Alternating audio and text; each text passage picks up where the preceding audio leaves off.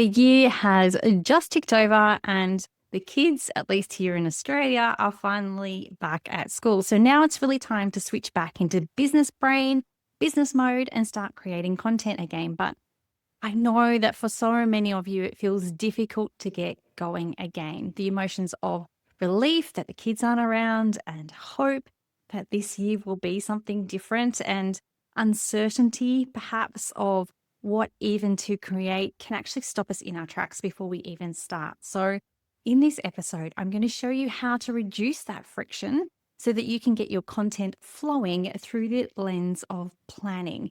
You'll understand why it feels hard to even think about planning, how to switch this to ease, and a simple approach to planning that even the planophobes out there will love.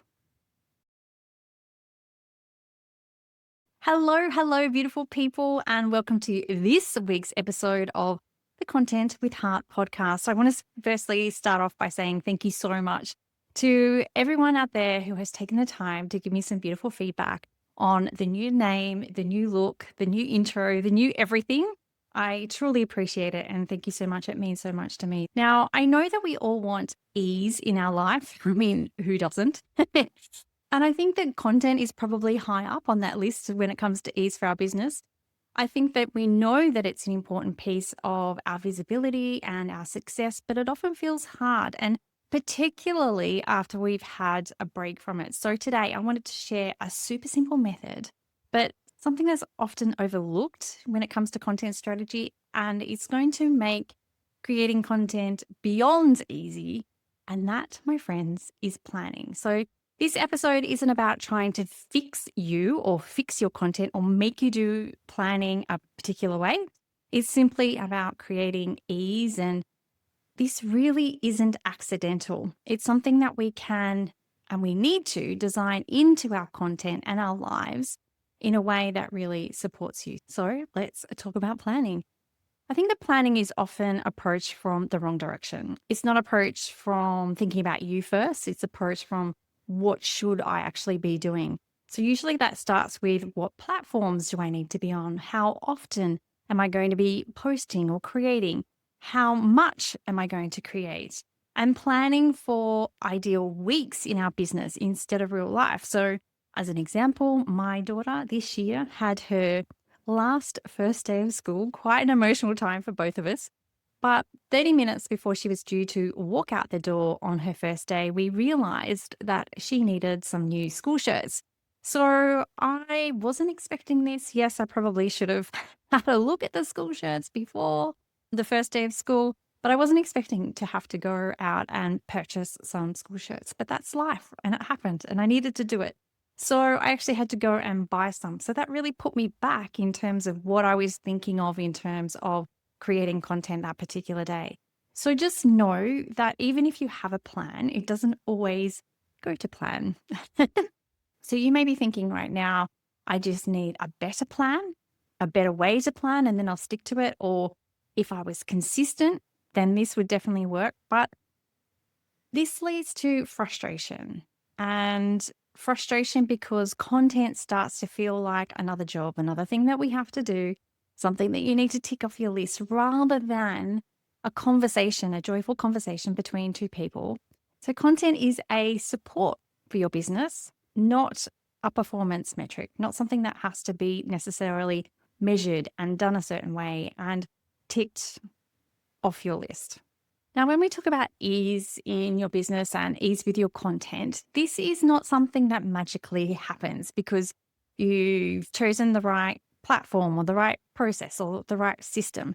It's actually a conscious choice you make. And when it comes to content, it's not about doing less because easy means doing less.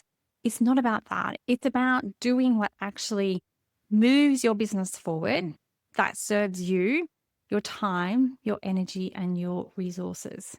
Now, ease can show up a lot of different ways strategically when it comes to content. It can look like fewer platforms so that you can create more depth and more connection of where you actually choose to be.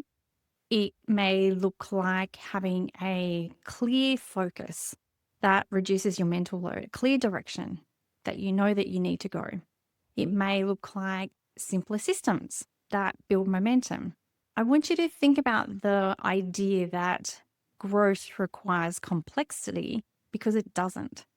We're often, fed the idea that we need a more complex funnel or more systems or a different system that add layers and time to our day rather than simplifying it. So, really thinking about making that conscious choice, choosing ease, does not mean you're choosing small goals or minimizing your impact. It just means that you are choosing to do things more simply. So, what does easy content actually look like in practice?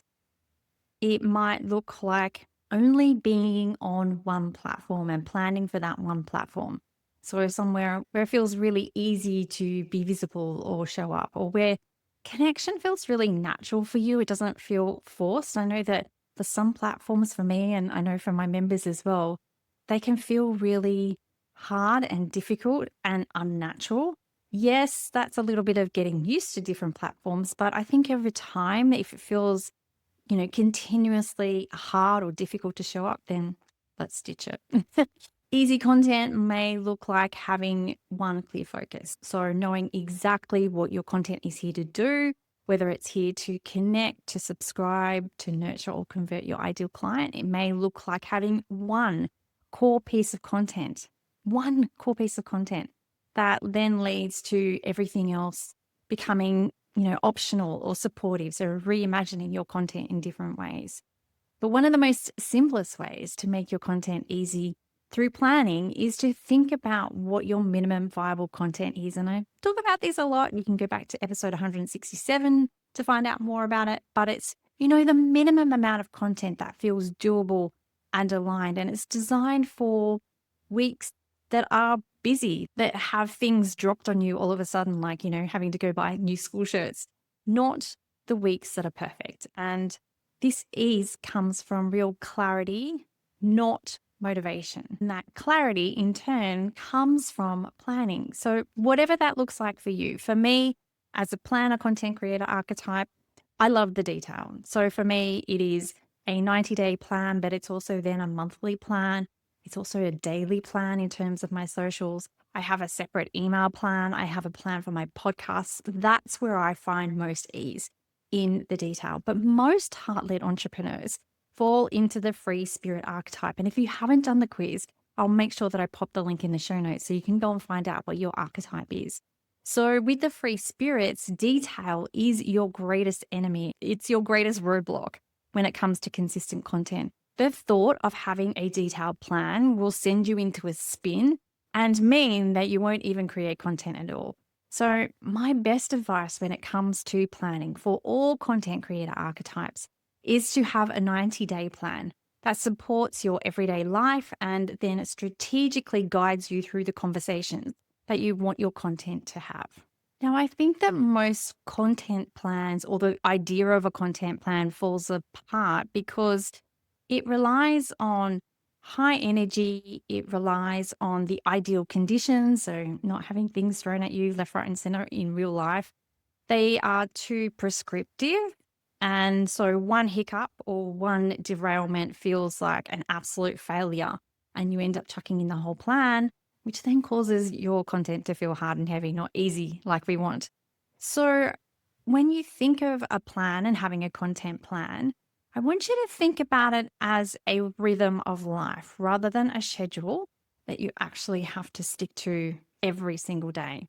The idea of a rhythm means that you can maintain your consistency across the different seasons of your life and how you're feeling right now and what your time, energy, and resources are right now.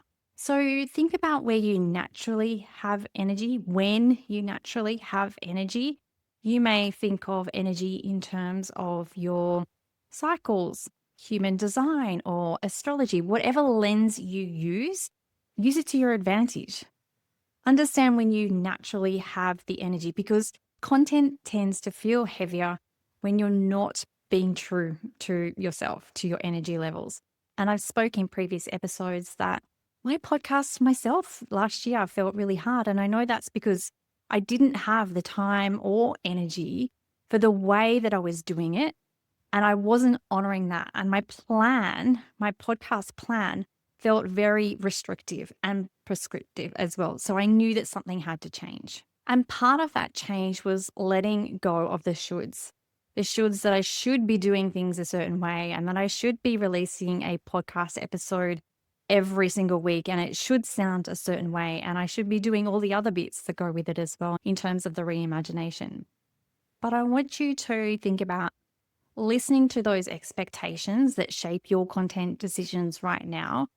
Things like being present every single day on socials, being on certain platforms because that's where everyone else is, because that's where people are saying is trending at the moment, or doing things a certain way, whether it's your tactics or your strategies, creating a certain type of plan for your content in a certain kind of way. When it comes to planning your content, which of those shoulds feels heavy? Which ones have you perhaps never consciously chosen, but they have become a natural part of your thought processes or the way you do things?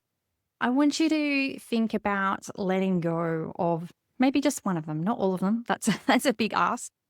But what's one thing that's really weighing on you at the moment when it comes to creating your content and let go? When we choose to plan instead, it's a release. It's a making space for alignment and creativity within that container of planning. So it really gives us freedom in structure.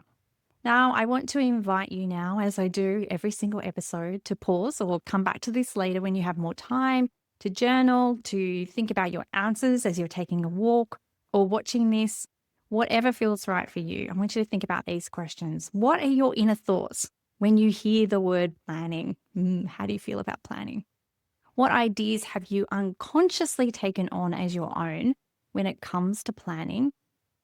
And lastly, what content rhythm would feel sustainable for me in this season of my life? So a plan doesn't have to be this huge, big, detailed thing. It just needs to serve you and your business and what you're trying to achieve.